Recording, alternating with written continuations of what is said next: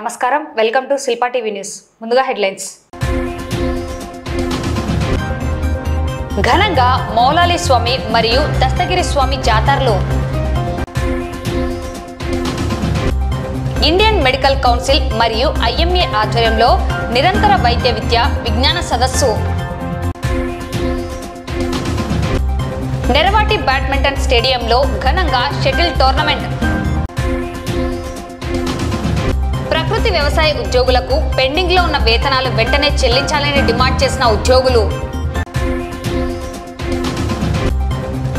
మైదాన ప్రాంత గిరిజనులకు రాజకీయ రిజర్వేషన్ కల్పించాలని డిమాండ్ చేసిన GPS జాతీయ అధ్యక్షుడు మాజీ రాష్ట్ర ST కమిషన్ సభ్యులు వడిత్య శంకర్ నాయక్. నిండు కుండలా ప్రవహిస్తున్న కుందు నది, శిథిలావస్థలో ఉన్న బ్రిడ్జి, ప్రమాదపు టంచున వాహనదారులు, ప్రజలు. రోడ్డు ప్రమాదాల నివారణ మరియు ట్రాఫిక్ నియమ నిబంధనలపై అవగాహన.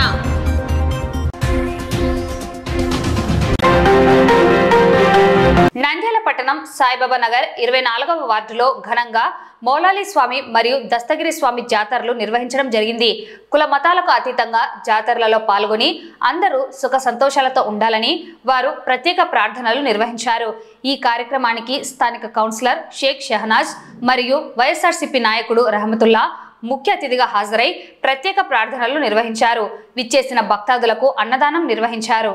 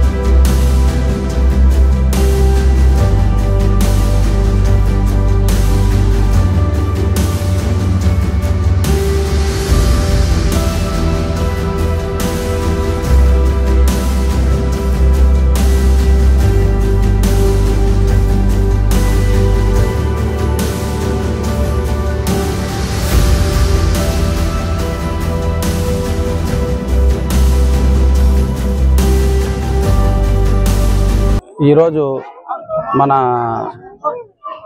టీచర్స్ కాలనీలో వెలిసినటువంటి మౌలాలి స్వామి జాతరలు చాలా ఘనంగా సయ్యదు, తర్వాత ఒలి, దివానా వీళ్ళందరూ మాబ్బి వీళ్ళు చాలా గత 15 సంవత్సరాల నుంచి వాళ్ళు ఈ టీం కలిసి చాలా చక్కగా మౌలాలి స్వామి జాతరలు జరుపుకోవడం ఆనవాయితీగా వస్తున్నది. నేను గత 5 సంవత్సరాల నుంచి వీరికి నా తోచిన విధంగా సహాయ సహకారాలు అందిస్తున్నాను. అదేవిధంగా వారు ఇంకా గొప్పగా జరుపుకోవాలని, ఈ పండగ వాళ్ళకు చాలా మహత్కరమైనటువంటి పండగ, వీళ్ళు చాలా చక్కగా చేసుకుంటారు. అదేవిధంగా ఇక్కడ వచ్చినటువంటి భక్తాదులకు మంచి జరగాలని, అదేవిధంగా వీళ్ళందరూ చక్కగా సుఖ సంతోషాలతో ఉండాలని నేను ఆ భగవంతుని వేడుకుంటున్నాను. అదేవిధంగా మా వైఎస్ఆర్ కాంగ్రెస్ పార్టీ నాయకులైనటువంటి వారు, అదేవిధంగా మా నంద్యాల మాజీ ఎమ్మెల్యే గారు శిల్పా రవిచంద్ర కిషోర్ రెడ్డి గారు ఆయురారోగ్యంతో ఉండాలని, రాబోయే రోజుల్లో ఇంకా కూడా పదవులు అలంకరించాలని, అదేవిధంగా వాళ్ళ కుటుంబము మా శిల్పా మోహన్ రెడ్డి అన్న, అదేవిధంగా నాగిన్ మేడం గారు, మా రవణ అందరూ చక్కగా ఉండాలని మేము వైఎస్ఆర్ కాంగ్రెస్ పార్టీ తరఫున ఈ ప్రజలకు ఎప్పుడు ఎల్లవేళలా సహాయ సహకారాలు అందిస్తాము, ఇంకా అందిస్తూనే ఉంటాం. మాది ప్రభుత్వం ఉన్నా లేకపోయినా మేము ఖచ్చితంగా సహాయ సహకారాలు అందిస్తామని నేను మనస్ఫూర్తిగా కోరుకుంటున్నాను. వీరికి ఏ క్షణం వచ్చినా ఏ సహకారం కావాలన్నా నేనైతే నాకు తోచిన సహాయం చేసినాను. వాళ్ళు కూడా నాకు గౌరవం ఇచ్చినారు. వాళ్ళకు కూడా ప్రతి ఒక్క సహకారం నేను అందించినాను. కాబట్టి వాళ్ళు నాకు మంచి ఈ యొక్క దాంట్లో ఇన్వాల్వ్ చేసి నాకు ఈ యొక్క ప్రోగ్రాంలో 5 సంవత్సరాల నుంచి నాకు వీళ్ళు కలుపుకొని పోవడం చాలా సంతోషకరమైన విషయం. అందుకోసమే సయ్యద్ తర్వాత మహబ్బీ వాళ్ళ కుటుంబం, మన ఒలి, దివానా వీళ్ళందరికీ నేను మనస్ఫూర్తిగా ధన్యవాదాలు తెలియపరుస్తున్నాను. ఈ రోజు 24వ వార్డులో జరుగుతున్న మౌలాలి జాతరలు ఎంతో ఘనంగా జరుపుకుంటున్నారు. అదేవిధంగా వీళ్ళు ప్రతి సంవత్సరం గత 5 సంవత్సరాల నుంచి మేము ఈ ప్రోగ్రామ్కి అటెండ్ అవుతున్నాం. ఇక్కడ చాలా భక్తి శ్రద్ధలతో అందరు కలిసి కుల మతాలకు అతీతంగా వీళ్ళు జరుపుకుంటారు. ప్రతి సంవత్సరం అన్నదానం కార్యక్రమం కూడా చేస్తారు వీళ్ళు. అదే విధంగా ఇక్కడ ఉన్న ప్రజలు మాకు చాలా సహకారం అందిస్తూ ప్రతి ఒక్క దాంట్లో మాకు ఇన్వాల్వ్ చేయడం అనేది చాలా గొప్ప విషయం. అదే విధంగా ఇక్కడ మన వైఎస్ఆర్ కాంగ్రెస్ పార్టీ మాజీ ఎమ్మెల్యే గారు శిల్పా రవిచంద్ర కిషోర్ రెడ్డి అన్న గారికి వాళ్ళ కుటుంబం ఎల్లవేళలా సుఖ సంతోషాలతో ఉండాలని ఈ మౌలాలి స్వామికి ప్రార్థిస్తూ, అదే విధంగా ప్రతి ఒక్కరూ బాగా ఉండాలని నేను కోరుకుంటున్నాను. ఈ కార్యక్రమంకు విజయవంతంగా చేసినందుకు చాలా సంతోషం.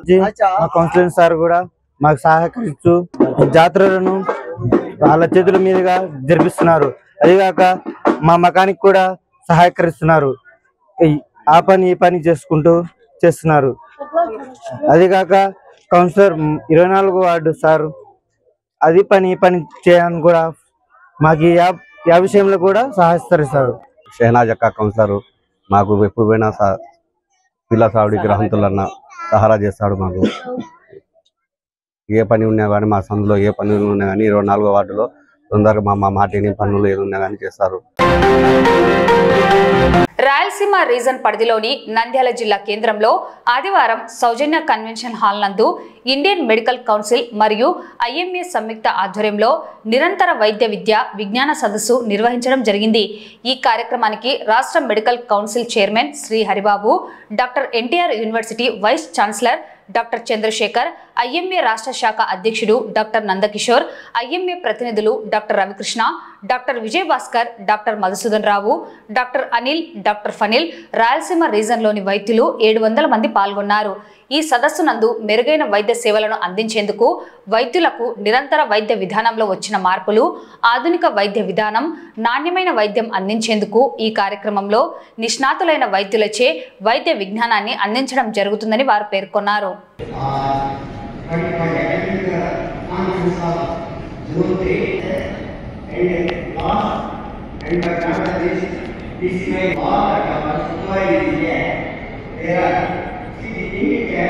We are doing a lot of people and they are doing service not connected day, but that respect, I am very, very happy.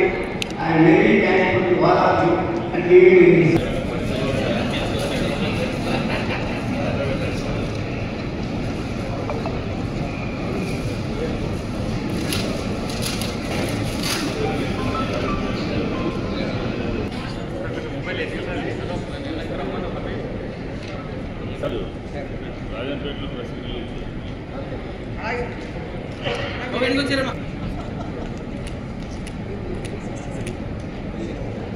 Indian Medical association Andhra Pradesh రాష్ట్ర శాఖ, ఆంధ్రప్రదేశ్ మెడికల్ కౌన్సిల్ సంయుక్త ఆధ్వర్యంలో ఐఎంఏ నంద్యాల నిర్వహణలో ఈరోజు నంద్యాలలో సౌజన్య ఫంక్షన్ హాల్లో ఒకరోజు నిరంతర వైద్య విద్యా కార్యక్రమాన్ని ప్రాంతీయ జోన్ 3 వైద్య వైజ్ఞానిక సదస్సును నిర్వహించడం జరిగింది.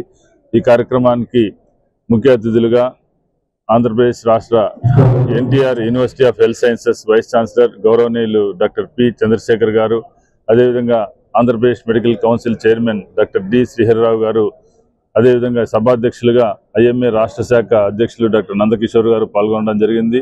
ఈ నిరంతర వైద్య విద్యా కార్యక్రమాల యొక్క ప్రధాన ఉద్దేశం డాక్టర్ల యొక్క నాలెడ్జ్ని పెంపొందించడానికి, నిరంతరం ప్రపంచంలో వస్తున్నటువంటి ఆధునిక మార్పులు, ఆధునిక పరికరాల మీద అవగాహన పెంచుకోవడం తద్వారా ప్రజలకు మరింత మెరుగైన నాణ్యమైన సేవలు అందించడానికి దోహదం చేసే ఉద్దేశంతో ఇండియన్ మెడికల్ అసోసియేషన్, అదేవిధంగా ఏపీ మెడికల్ కౌన్సిల్ ఈ కార్యక్రమాలు నిర్వహిస్తుంది.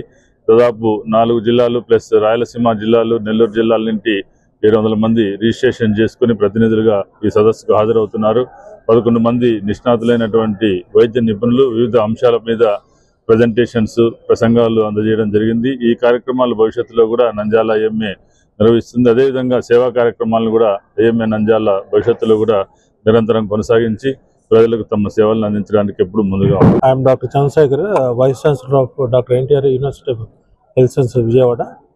ఈ ముఖ్యంగా ఐఎంఏ నంద్యాల బ్రాంచ్ డెఫినెట్గా ఇది regional conference with combination of ఏపీఎంసీతో చేయడం జరిగింది. రవికృష్ణ గారు అన్నట్లు కంటిన్యూ మెడికల్ ఎడ్యుకేషన్ ప్రోగ్రామ్ చాలా వరకు అది ఇంపార్టెంట్. ఎందుకంటే ప్రతి ఒక్కరు డాక్టర్స్ నాలెడ్జ్ పెంచుకోవాలి డిఫరెంట్ సబ్జెక్ట్స్లో. దానివల్ల కూడా పేషెంట్లకు మెరుగైన ఇది అవుతుంది. తర్వాత ఏపీ మెడికల్ కౌన్సిల్ కూడా ప్రతిష్టాత్మకంగా ప్రతి 5 years కూడా 30 credit hours AP MC chairman Srihari గారు కూడా వచ్చారు. ముఖ్యంగా నంద్యాల బ్రాంచ్కి డాక్టర్ మసూదన్ గారు is my 1 year senior. He has become president of IMA branch Nandyal. డెఫినెట్గా ఆయన ఆధ్వర్యంలో కూడా ఇంకా మరిన్ని కార్యక్రమాలు జరుగుతాయని డెఫినెట్గా as from the university side నుంచి కూడా డిఫరెంట్ మెడికల్ కాలేజీలో కూడా మనము విద్యా విధానం పెంచుతున్నాము. Standards of the medical education will improve and I wish them all success.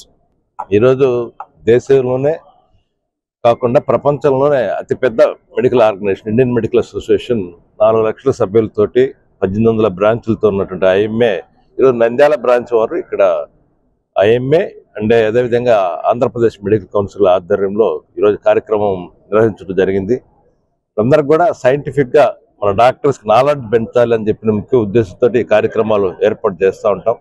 ఇవి ఐఎంఏ ప్రతి జోన్లో కూడా ఒక కార్యక్రమాన్ని చేస్తారు ప్రతి సంవత్సరం కూడా. ఆ విధంగా ఈ సంవత్సరం నంద్యాల బ్రాంచ్ ఇక్కడ చేయటం, దానిలో ఏపీ మెడికల్ కౌన్సిల్ మేము గతంలో 2014 నుండి 2019 వరకు కూడా ఇటువంటి రీజనల్ అకాడమిక్ కాన్ఫరెన్సెస్కి ఏపీ మెడికల్ కౌన్సిల్ పాల్గొని చేసాం.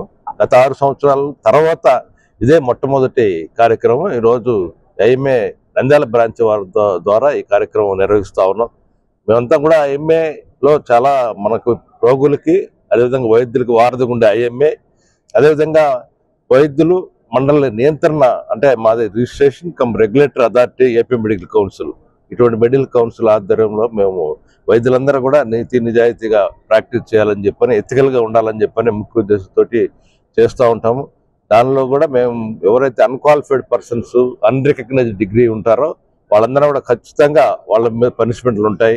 అటువంటి ఏపీ మెడికల్ కౌన్సిల్ దాంట్లో చాలా నియమ నిబంధనలు ఖచ్చితంగా పాటిస్తూ ఉంది.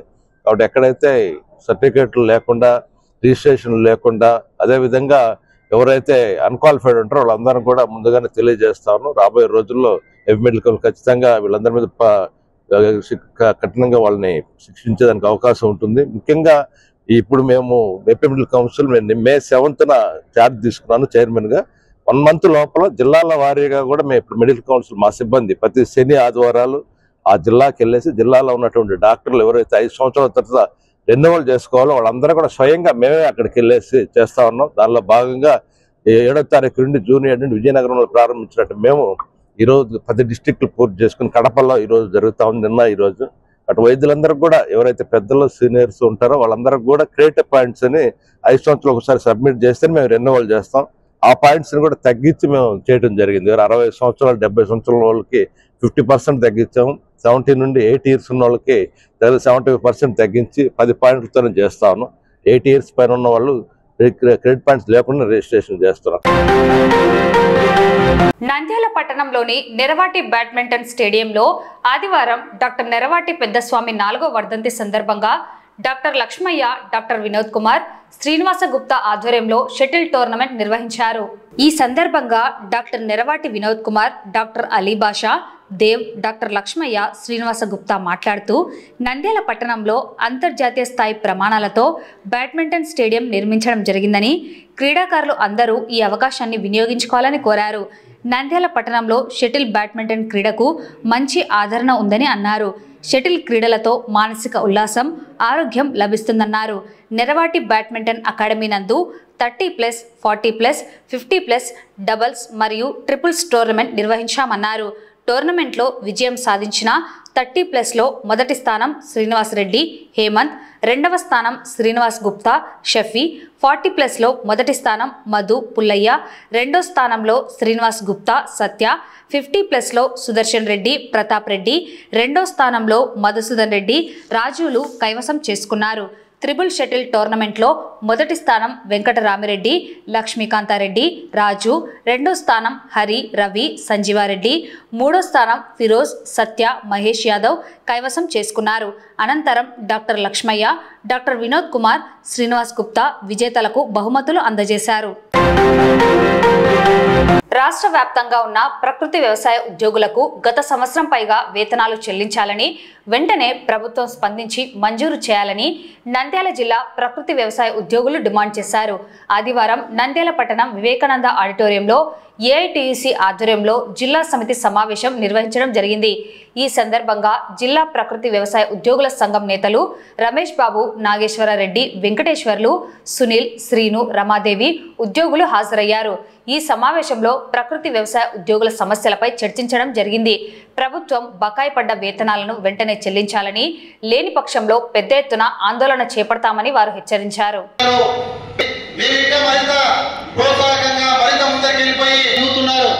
మనకి భవిష్యత్తులో ఏదైనా 50 సంవత్సరాలు దాటితే పెన్షన్ లేదు. ఈ రోజు నంద్యాల జిల్లా ప్రథమ నిర్మాణ మహాసభ రామకృష్ణారెడ్డి డిగ్రీ కాలేజీలో ఏఐటీసీ ఆధ్వర్యంలో నిర్వహించడం జరుగుతూ ఉన్నది.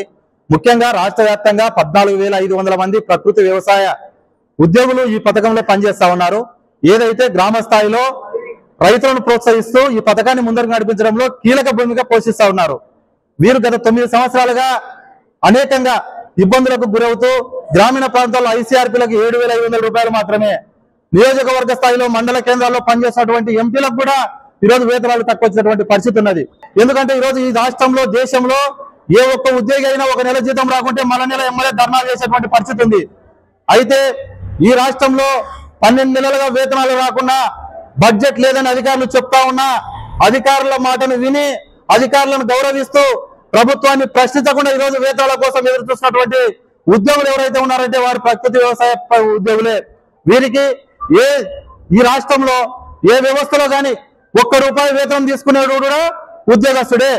అలాంటి వీరికి 10,000, 40,000 రూపాయలు జీతం తీసుకునేటువంటి వాళ్ళకి ప్రావిడెంట్ ఫండ్ లేదు, ఈఎస్ఐ లేదు, హెచ్ఆర్ పాలసీ లేదు. అయితే ఇవేమి లేకుండా వీళ్ళను రైతులుగా చిత్రీకరిస్తూ ఈరోజు పూర్తిగా వెట్టి చాకరీ చేసేటువంటి పరిస్థితి ఉన్నది. కాబట్టి ఖచ్చితంగా వీరికి ఉద్యోగ భద్రత కల్పించాలా, పిఎఫ్ఈఎస్ఐ సౌకర్యం కల్పించాలా, హెచ్ఆర్ పాలసీ అమలు చేయాలా.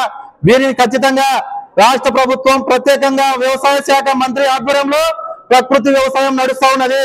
అంటే గవర్నమెంట్ కి ఇంక్లూడ్మెంట్ గా ఈ పథకం నడుస్తా ఉంది. కాబట్టి ఖచ్చితంగా వీళ్ళను రాష్ట్ర ప్రభుత్వ ఉద్యోగులుగా గుర్తించాల్సినటువంటి అవసరం ఉందని కూడా ఈ సందర్భంగా ఏఐటీసీగా మేము కోరుతా ఉన్నాం.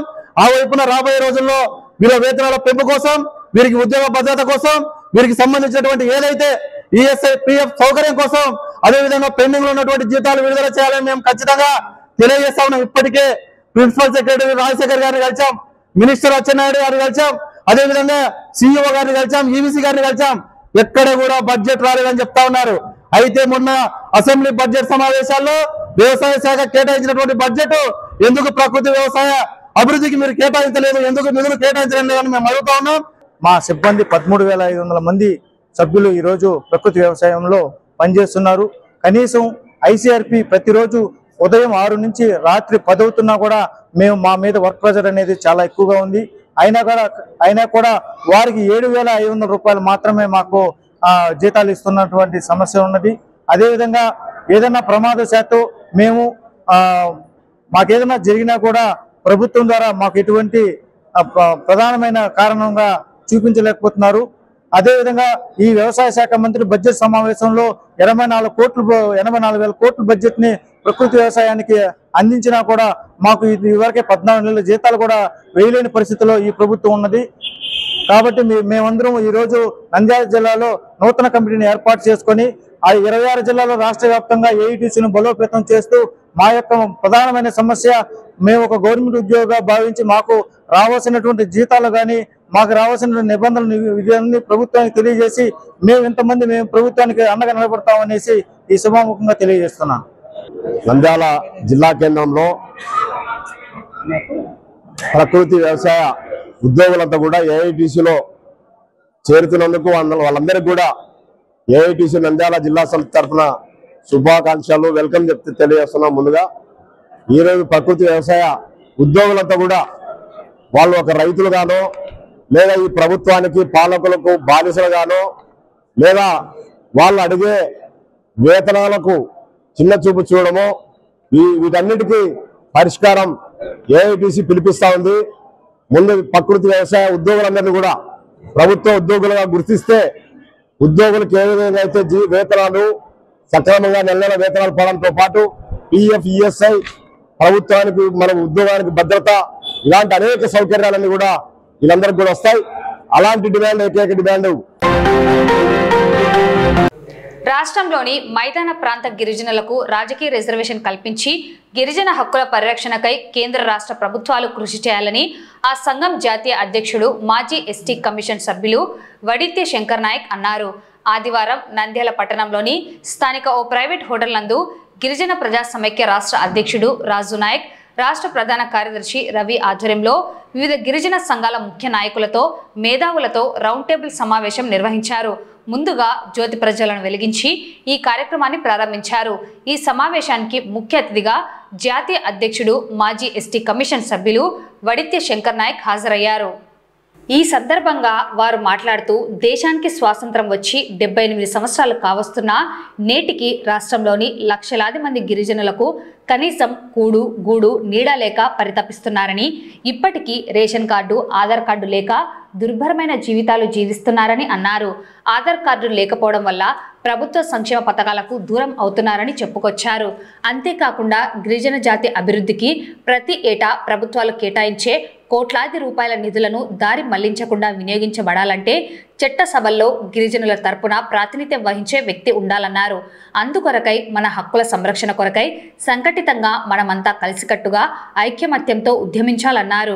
రాష్ట్రంలోని గిరిజనులకు రాజకీయంగా మన్యం ప్రాంతాలకు పరిమితం చేయటం వలన మైదాన ప్రాంత గిరిజనులకు గత 58 సంవత్సరాలుగా జరగవలసిన అన్యాయం భారీగా జరిగిపోయిందన్నారు.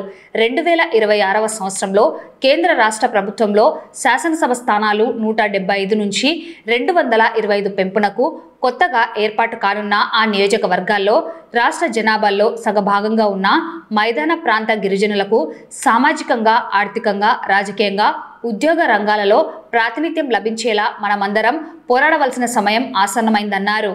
జాతి భవిష్యత్తు కోసం, అభ్యున్నతి కోసం, జాతి వెలుగు కోసం ఉద్యమ బాట మొదలుపెట్టి ప్రజా చైతన్య యాత్ర కార్యక్రమాన్ని ప్రతి గిరిజన ప్రాంతాల్లో చేరేలా పోరాడాలన్నారు. అనంతరం రౌండ్ టేబుల్ సమావేశంలో సంఘీభావం తెలిపి ప్రజా చైతన్య యాత్ర వాల్ పోస్టర్లను ఆవిష్కరించారు. ఈ కార్యక్రమంలో గిరిజన సంఘాల నేతలు పాల్గొన్నారు.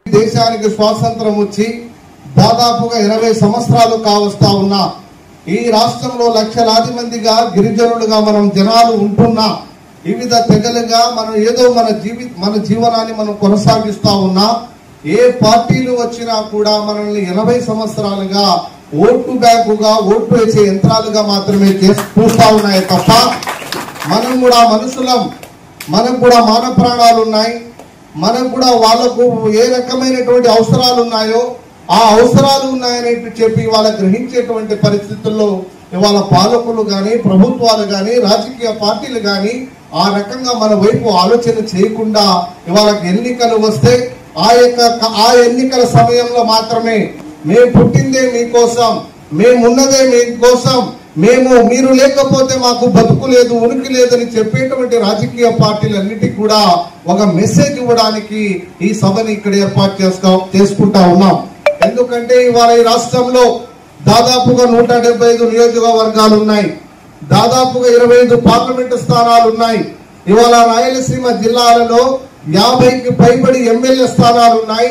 అదే విధంగా నెల్లూరు, ప్రకాశం, గుంటూరు, కృష్ణా జిల్లాలో ఈ 8 జిల్లాలు, పాత జిల్లాలను ఒకసారి మనం గుర్తు చేసుకుంటే 100కు పైన ఎమ్మెల్యే స్థానాలు ఉన్నాయి, దాదాపుగా 16 పార్లమెంట్ స్థానాలు ఉన్నాయి.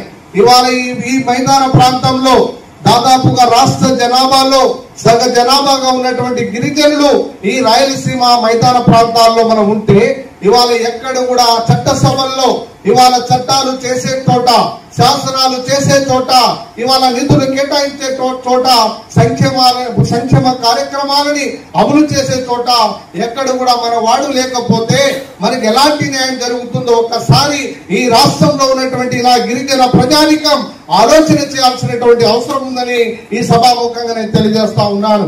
కాబట్టి ఇది ఏ ఒక్కడి కోసమో కాదు, ఈ గిరిజనుల యొక్క ప్రయోజనాలు కాపాడడానికి, గిరిజనుల యొక్క హక్కులను కాపాడడానికి ఆకిలినైనా భరిస్తాం గాని ఆత్మగౌరవానికి విఘాతం కలిగితే మాకు పార్టీలు ముఖ్యం కాదు, ప్రభుత్వాలు ముఖ్యం కాదని నినదించడానికి ఈ సభ చేస్తున్నాం. కాబట్టి ఇవాళ ఈ యొక్క సభా వేదిక ద్వారా నేను అన్ని రాజకీయ పార్టీలకు విజ్ఞప్తి చేస్తా ఉన్నాం. ఇవాళ ఈ రాష్ట్రంలో 2024లో, ఈ దేశంలో 2026 సంవత్సరంలో నియోజకవర్గాలని పునర్విభజన చేయడానికి ఇవాళ కేంద్ర ప్రభుత్వం, కేంద్ర కేబినెట్ కూడా ఇవాళ ఆర్డినెన్స్ ని ఇవాళ జారీ చేసింది. రేపు జరగబోయేటువంటి నియోజకవర్గాల పునర్విభజనలో ఈ యొక్క మైదాన ప్రాంతంలో ఇవాళ 25 లక్షల మంది మా గిరిజన ప్రజలు ఈ మైదాన ప్రాంతంలో ఉన్నాం. ఈ రాయలసీమ 4 జిల్లాలు అనంతపురం, కర్నూలు, కడప, చిత్తూరుతో పాటు నెల్లూరు, ప్రకాశం, గుంటూరు, కృష్ణా జిల్లాల్లో ఈ 8 జిల్లాలలో మా గిరిజన ప్రజలు ఇవాళ వివిధ తెగలుగా ఇవాళ 20 లక్షల నుంచి 25 లక్షల మంది ప్రజలు మేము ఉన్నాం. మేము మనుషులుగా ఉన్నాం, ఓటర్లుగా ఉన్నాం.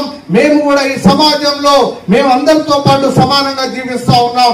కాబట్టి రేపు జరగబోయే నియోజకవర్గాల పునర్విభజనలో ఇవాళ ఎస్సీ సోదరులకు ఏ రకంగా అయితే జిల్లా ప్రాతిపదికన మీరు నియోజకవర్గాలు కేటాయించారు, అసెంబ్లీ స్థానాలు కావచ్చు, పార్లమెంట్ స్థానాలు కావచ్చు, మీరు ఏ రకంగా కేటాయించారో వారితో సమానంగా ప్రతి జిల్లాని ఒక విభాగంగా, ఒక యూనిట్ గా తీసుకొని మాకు కూడా ఆ జిల్లా జనాభాలో ఉన్నటువంటి అసెంబ్లీ స్థానాల్లో, పార్లమెంట్ స్థానాల్లో మా వాటాని మాకు ఇవ్వాలని ఈ సభముఖంగా ఇవాళ అన్ని పార్టీలు డిమాండ్ చేస్తా ఉన్నాం. నంద్యాల పట్టణ శివార్లోని నందమూరి నగర్ సమీపంలోని కుందు నది గత వారం నుండి కురుస్తున్న భారీ వర్షాలు, అలాగే ఎగువ ప్రాంతంలో కురుస్తున్న వర్షం వరద నీటితో నిండుకుండలా ప్రవహిస్తున్నది. కుందు నదిపై దశాబ్దాల కాలం క్రితం నిర్మించిన బ్రిడ్జి శిథిలావస్థకు చేరుకున్నది. ఎప్పుడు కూలిపోతుందో చెప్పలేని పరిస్థితి నెలకొన్నది. ప్రమాదపు టంచున వాహనదారులు తమ విలువైన ప్రాణాలను అరచేతిలో పెట్టుకుని బ్రిడ్జిని దాటుతున్నారు. ఇంకా 2 రోజులు వర్షం కురిస్తే కుందు బ్రిడ్జి పొంగి పొర్లే అవకాశం ఉంది. ఈ బ్రిడ్జి పక్కన నూతనంగా నిర్మాణంలో ఉన్న బ్రిడ్జి నిర్మాణం ఎన్నటికి పూర్తి అవుతుందో చెప్పలేని $1 మిలియన్ ప్రశ్నగా మిగిలిపోయింది. ప్రజా ప్రతినిధులు, జిల్లా ఉన్నత అధికారులు బ్రిడ్జి నిర్మాణం పూర్తి చేసేందుకు చర్యలు చేపట్టాలని ప్రజలు కోరుతున్నారు. ప్రమాదపు ఘంటికలు మ్రోగుతున్నా ప్రజా ప్రతినిధులు, అధికారులు ఈ వైపు చూస్తున్న పరిస్థితి కనిపించడం లేదని ప్రజలు బహిరంగంగానే విమర్శిస్తున్నారు. బ్రిడ్జి కూలిపోయి విలువైన ప్రాణాలు నీటిలో కలిసిపోయే వరకు నూతన బ్రిడ్జి పూర్తి చేసేందుకు చర్యలు చేపట్టే పరిస్థితి కనిపించడం లేదని ప్రజలు, వాహనదారులు విమర్శిస్తున్నారు. శిథిలావస్థలో ఉన్న బ్రిడ్జి కూలిపోతే ఈ బ్రిడ్జి మార్గం గుండా అనేక గ్రామాల ప్రజలు, నందమూరి నగర్, వైఎస్ఆర్ నగర్ ప్రజలు ఎటూ వెళ్లలేని పరిస్థితి ఉండనున్నది.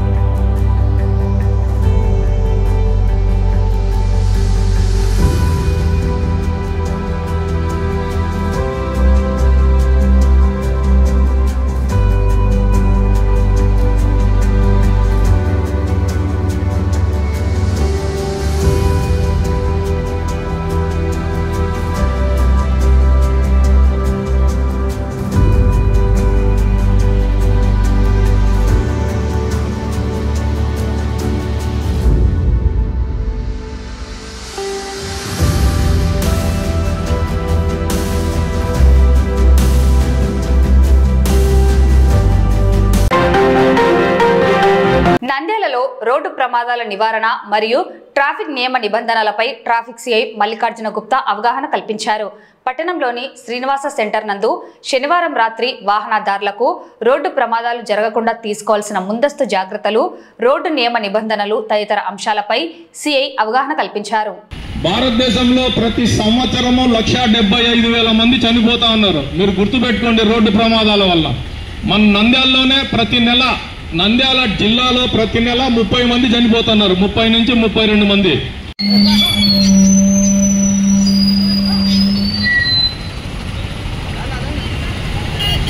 నిదానంగా పోండి, ట్రాఫిక్ కానిస్టేబుల్స్ సిగ్నల్ చూపించినప్పుడు పోండి. ఒకే ఒక 5 నిమిషాల్లో ట్రాఫిక్ అంతా క్లియర్ అయిపోతుంది.